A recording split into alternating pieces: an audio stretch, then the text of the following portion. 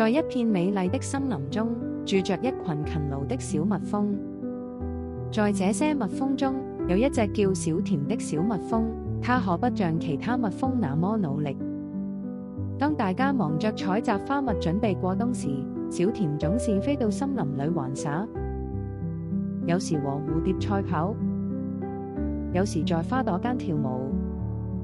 秋天逐漸轉涼，樹葉染上了金黃色，蜜蜂們紛紛返回蜂巢檢查儲藏的蜜量，而小甜才驚覺自己幾乎沒採到花蜜。她害羞地低頭看着空蕩蕩的蜜囊，深深感到後悔。有一天，蜜蜂長輩們開會提醒，冬天即將來臨，森林裏的花朵也將凋零。如果沒有足夠的花蜜，蜜蜂們將無法熬過寒冬。小甜終於明白自己錯得有多嚴重，於是決定用剩下的時間彌補自己的錯誤。小甜早出晚歸，開始努力飛向森林深處尋找最後的秋花。她不畏寒冷，忍着疲憊，終於在最偏遠的地方找到了一片菊花園。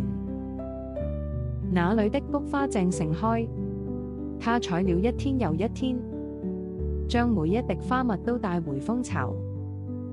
當第一場雪飄落，冬天正式來臨時，小甜和她的同伴終於有了足夠的食物。蜂巢裡充滿了暖意，大家圍在一起分享着小甜的努力成果。